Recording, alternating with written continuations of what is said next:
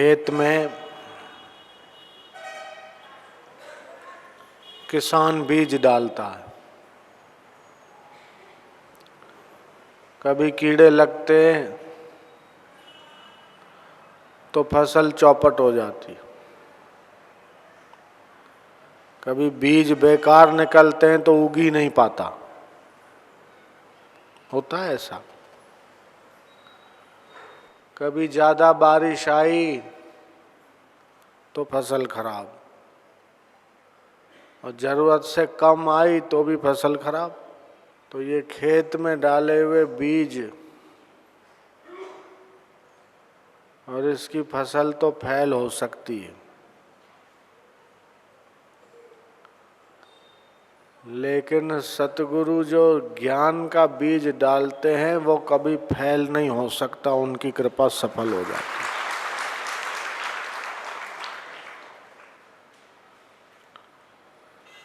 सुना हुआ सत्संग और किया हुआ संत दर्शन कभी व्यर्थ नहीं जाता, लेकिन जिसके पाप जोरदार हैं वो संत दर्शन से वंचित रहता है। तुलसीदास जी कहते हैं, पापवंत कर सहज स्वभाव, भजन न मोर आन उपाऊ। पापी व्यक्ति का सहज स्वभाव है कि भजन करने में उसे रुचि नहीं होती। भगवान कृष्ण गीता में कहते हैं, ये शाम त्वंतगतम पापम जनानाम पुण्य कर्मणाम ते द्वंद्व मोह विनिर्मुक्ता भजन्ते माम दृढ़व्रता। कि जिन सौभाग्यशालियों के पाप निवृत्त हो गए, ऐसे पुण्यकर्मी लोग प्रेम से मेरा भजन करते हैं। अभागे व्यक्ति का तन सेवा में नहीं लगता, अभागे व्यक्ति का मन भजन में नहीं लगता, और अभागे व्यक्ति का धन सत्कर्म में भी नहीं लगता। मन भगवान में लगे तो समझ लो कि भगवान की प्रत्यक्ष कृपा है। सत्संग में मन लगे और संत दर्शन में उत्साह हो तो समझ लेना चाहिए कि यही भगवान की प्रत्यक्ष कृपा है कि सत्संग हमको मीठा लग रहा। इंदौर में कार्यक्रम था 18 से 20, ऋतु परिवर्तन तो स्वास्थ्य थोड़ा खराब हो, सर्दी जुकाम बुखार ये सब हो। तो 18 से पहले ही मुझे विचार था कि इंदौर में सत्संग है, उसके बाद 21-22 को ओमकारेश्वर रहेंगे, 23-24 को खंडवा जाएंगे। लेकिन तबीयत थोड़ी खराब हो गई, मेहमान आ गया शरीर में। अभी भी थोड़ा मेहमान तो है ही है। तो 25 तारीख तक थोड़ा ठीक लगा। मैंने सोचा अब लोगों को सत्संग मिले, जहाँ बार बार सत्संग होता है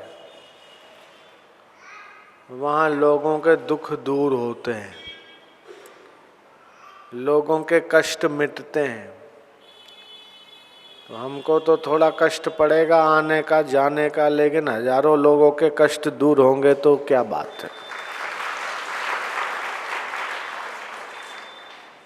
कई लोग दर्शन करके मनौती मानते, मन्नत होती है, मन्नत, हमारे घर में ये काम हो जाए,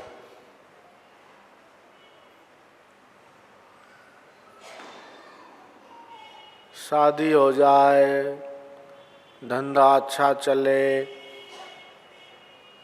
किराए का मकान है खुद का हो जाए।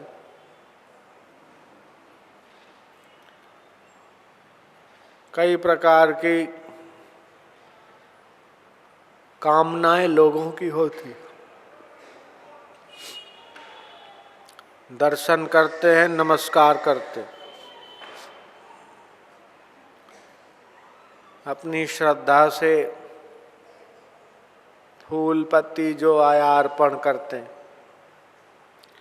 और संकल्प करते हैं कि हमारी ये मनोकामना पूरी हो जाएगी तो हम इतनी पुस्तकें बांटेंगे, इतने कैलेंडर बांटेंगे, इतनी पत्रिका बांटेंगे, ऐसा कोई न कोई संकल्प कर लेते। अच्छे काम में भगवान तो मदद रूप होते ही है। भगवान की कृपा से उनकी मनोकामनाएं पूरी हो जाती।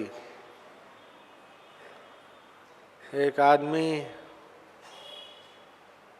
यहाँ आते आते उसकी दुकान में जाके आए। कल उसका अनुभव आया। इंदौर आश्रम में हम गए थे पिछली बार, तो रास्ते में लोग खड़े रहते दर्शन को। तो कहाँ से आया? बोले खंडवा से आया। क्या काम करता है? बोले करता हूँ। कितना कमाता है? बोले 6,000 रुपया महीना। मैं क्या तेरे जैसे आदमी को 6,000 क्या होता है? तेरा तो कम से कम 10,000 रुपया होना चाहिए। ऐसा मेरे मुंह से निकल गया, अनायास निकला। दूसरे दिन वो जहाँ काम कर रहा था, वो सेठ उसको बोलता है आज से तेरा पगार 10,000 हो गया।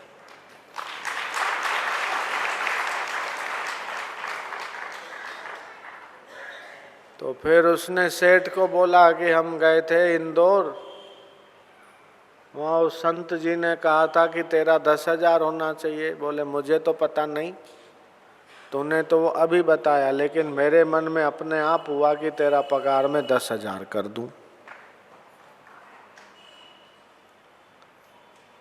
तो महापुरुषों का जो वचन होता है वो अकाट्य होता है। तो ये तो लौकिक बात है। पगार बढ़ गया, पैसा बढ़ गया, बिजनेस बढ़ गया, नौकरी नहीं थी नौकरी लग गई,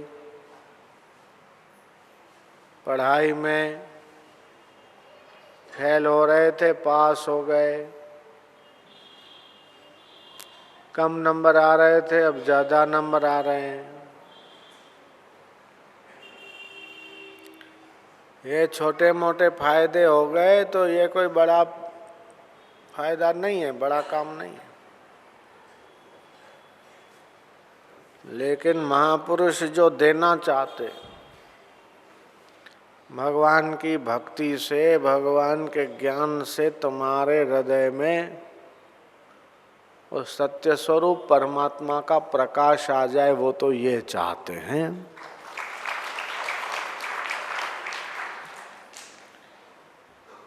अगर ये आ गया तो तुम्हारा जीवन सफल हो गया।